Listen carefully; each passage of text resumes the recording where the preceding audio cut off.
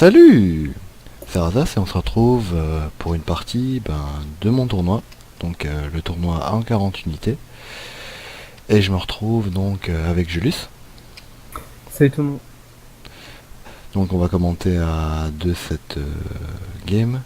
Donc je vais d'abord détailler, oui c'est une partie entre Alex 45 qui est un templier libre et Ansgard qui est un membre de l'UFTW. Je vais te laisser commencer par détailler l'armée d'Ansgard vu qu'il est déjà un peu plus déployé. Et je Ça marche. détaillerai après l'armée de Alex qui a un peu plus de mal à se placer. Très bien. Donc Ansgard a choisi Carthage. User joined your channel. Devant. Salut. Salut vidéo en cours. Bonjour Kagemusha. Vous êtes sur quoi? En Nous vidéo commentons sur- une game actuellement d'Ansgard vs Alex. Ah oui. Eh bien, je vous laisse commenter. Merci. Donc reprenant Ansgard a User choisi left donc your les channel. Carthaginois. Il a choisi de mettre en première ligne devant donc ses 4 archers crétois mercenaires, suivi de 2 hoplites libyens modernes, si je ne me trompe pas. Oui. Ensuite une ligne de bretteurs, donc nous avons du noob combattant mercenaire et du guerrier islamique mercenaire. Donc un de chaque quasiment sur tous les rangs, suivi sur les côtés 2 hoplites carthaginois modernes, suivi de 2 cavaleries campaniennes mercenaires. Le général c'est un garde du corps, Le et petit un unité. éléphant de guerre africain. Et les 2 infanteries libyennes qui vont sûrement soutenir les hoplites carthaginois modernes. Oui. Des petites unités pas chères mais qui permettent de remporter un combat face à des lanciers. De l'autre côté, donc pour Alex 45, pour l'instant il a pas trop déployé, mais il y a déjà une ligne, mais ça a l'air de bugger. Ça, Non. c'est revenu. Ah, voilà. Donc c'est un bretteur à lino, un peltast, bretteur à lino, peltast, bretteur à lino, peltast qui est le général. Oui, il a ça sur toute la ligne en fait. Par contre, est-ce qu'il a respecté la règle 1, 2, 3, 4, 5, 6. Magnifique. 1, 2, 3, 4, 5, 6. Oui, donc il y a bien 6 unités de chaque, donc c'est 6 unités maximum et 12 unités de breteurs. Donc il a atteint le maximum de breteurs, ce qui est de 12 breteurs. On va déjà en profiter pour regarder un petit peu après. Il a 4 peltasts, donc il n'a pas l'avantage de portée par rapport à Ansgard. Au point de vue de tout ce qui est lancier ou piquier, il a 2 Turophoroi et un Opus de Perse, qui est plus léger que les Turophoroi. Donc il n'a pas l'avantage non plus au point de vue des lanciers. Mais bon, vu le nombre de bretteurs qu'il a, et je pense qu'il a légèrement plus de bretteurs que de l'autre côté. Au point de vue de la cavalerie, on a un lancier à chameau, 2, 3, 4. Ça fait beaucoup de lanciers à chameau. Je vois pas vraiment l'intérêt d'en prendre autant. C'est une unité qui est quand même extrêmement faible. Donc 4 lanciers à chameau. 1, 2, 3, 4, 5, 6 cavaleries med, qui est de la cavalerie correcte. Des archers à chameau, 2 archers. Donc là je vois pas du tout l'utilité des lanciers à chameau s'il prend des archers à chameau. C'est un peu double emploi. Autant prendre des petites cavaleries plutôt que des lanciers à chameau. Et par contre, on s'en serait douté. Un éléphant d'Inde. Non, un éléphant mercenaire syrien, oui, donc c'est l'unité qui coûte actuellement 1900 par rapport à ceux qui coûtent 2100, mais elles sont dans un pack.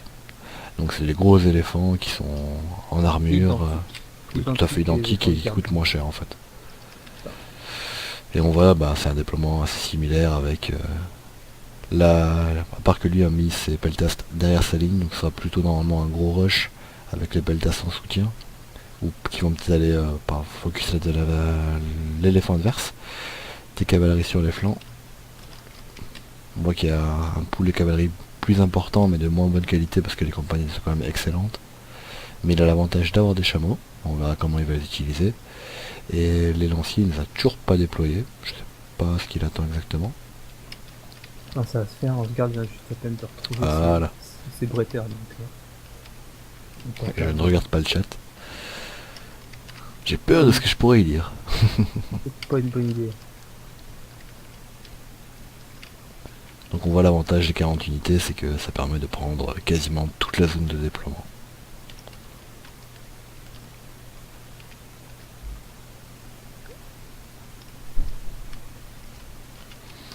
Même si Ansgard joue un peu plus resserré, il y a extrêmement peu de place de chaque côté. Et j'en parle pas chez Alex où il y a vraiment quasiment rien. Et ça devrait commencer. Ouais, les deux ont mis prêt. Et voilà.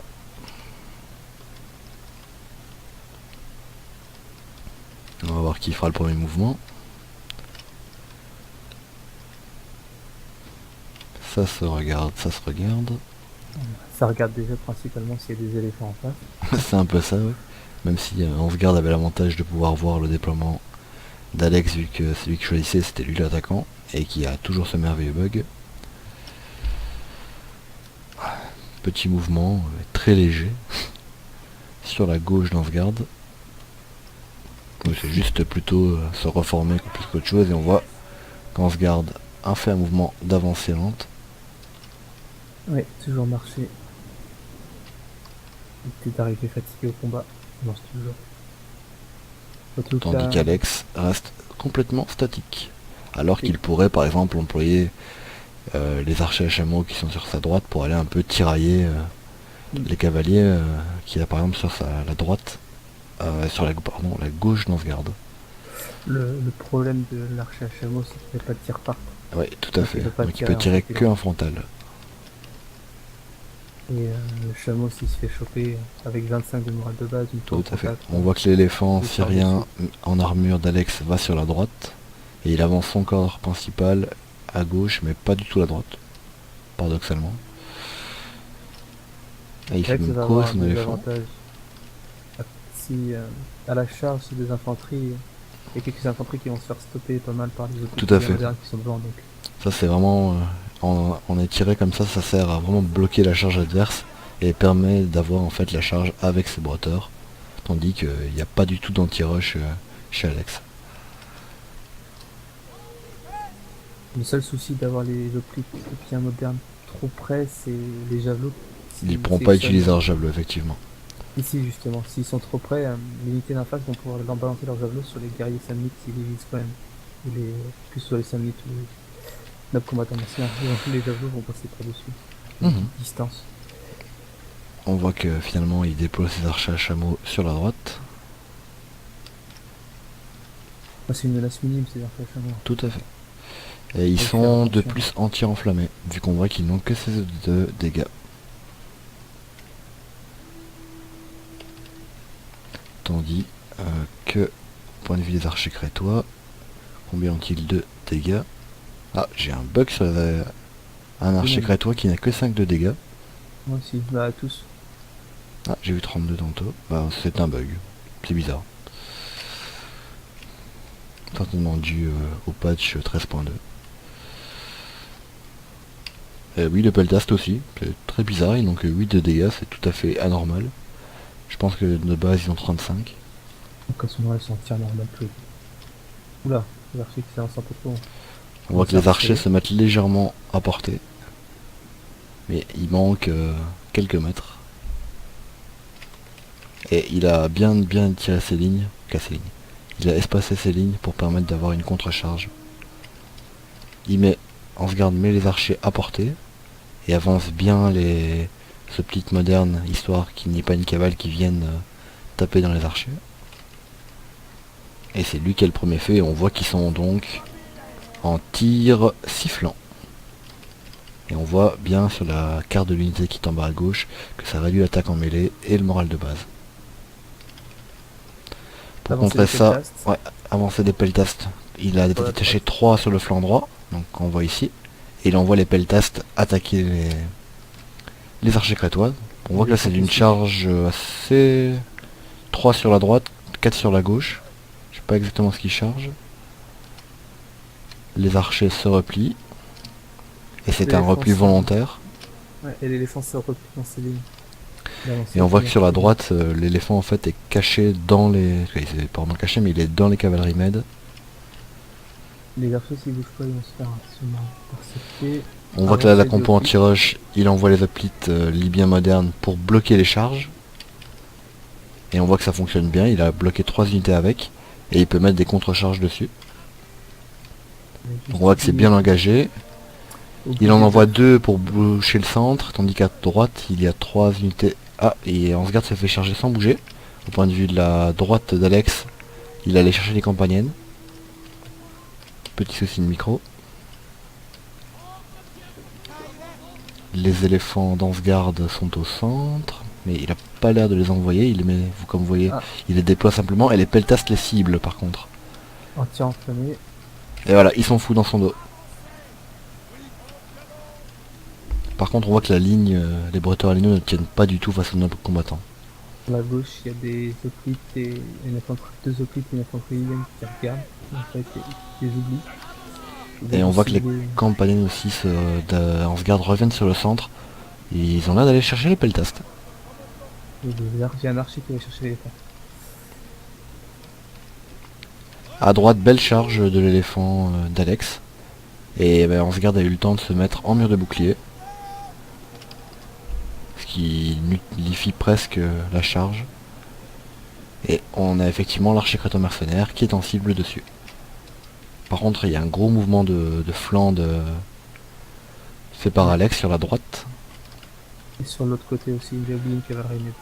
Et on voit que les renforts finalement d'Alex qui étaient partis sur la droite doivent revenir au centre parce que le centre a complètement craqué. Logique. Dû à l'éléphant aussi, même s'il était fou, il a quand même 108 kills. Et des charges de lancier à chameau au centre, je vois pas vraiment l'intérêt, on va combien ils ont fait de kills après. Ah, un garde du corps engagé, le général, contre un ancien chameau. Je pense qu'il peut le gagner quand même, parce qu'on voit que c'est en mêlée et que le chameau cible plutôt les archers.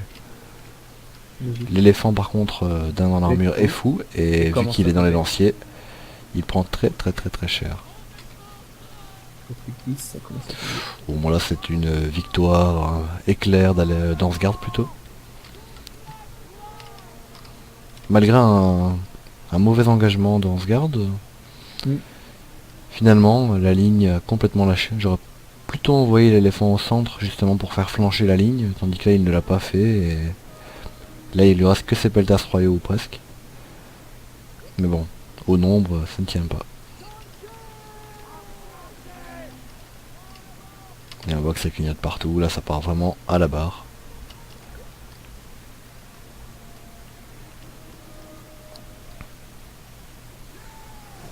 Et voilà. On se retrouve pour la deuxième game. On va quand même faire le petit tableau des scores avant. Donc on voit qu'il y avait 2688 hommes pour Ansgard et 2898 ou 98 pour Alex. On voit que quand même 1600 tués pour 1000 tués, ça a été quand même une grosse boucherie et que Ansgard a bien tiré son épingle du jeu. On voit que malgré le faible nombre de cavalerie, il avait pris de l'élite et elle a vraiment fait le travail, y compris son éléphant. Les archers n'ont pas fait très mal, mais ils ont forcé son adversaire à venir le chercher. Les Samites ont des scores tout à fait corrects, que ce soit 150 jusqu'à 65. Les hoplites modernes n'ont pas vraiment été utilisés, mais il y en a 2 par exemple qui ont été utilisés contre l'éléphant pour le bloquer. Et on voit que les infanteries libyennes qui ont été utilisées contre des lanciers de faible coût qui étaient les tueurs au forêt, ils ont tout à fait bien fonctionné. Et on avait encore les non-combattants mercenaires qui n'ont pas 2 rentabilisés et 2 pas trop. Mais bon, pour nombre, on voit que les semi-mercenaires, il y en avait encore beaucoup. Tandis que de l'autre côté, qu'est-ce qu'on voit? L'éléphant syrien en armure n'a pas du tout été rentabilisé. 144, c'est très mauvais. Les archers à chameaux n'ont rien fait. Les cavaleries med sont des résultats extrêmement peu rentables, on va dire ça, mais c'est très moyen. Il y a peu de charge de dos. Très bof. Les lanciers à chameaux, il y en a 2, ouais. Je pense que le 67 c'est celui qui allait taper dans les archers. Parce que je vois que ça, il y en a même un qui est parti intact. Les peltastes, qui ne sont pas des unités de corps à corps, n'ont pas de kill. 1, 3, 2, 2, c'est très mauvais. Les bretteurs à lino sont inférieurs aux guerriers semi-mercenaires et ça se voit. Il y a juste les peltas royaux, il y en a 3 qui ont quand même fait un travail correct, mais il y en a 2 qui sont fait rouler dessus. Je pense que c'est là où il y avait l'éléphant. Et au moral, ils sont complètement partis. Et les tueurs au forêt, on voit qu'ils sont inférieurs simplement à tout ce qui est en face. Donc même par rapport aux cavaleries, c'est de la grosse cavalerie, la campagne de mercenaires. Donc on se retrouve cette fois-ci vraiment pour la deuxième.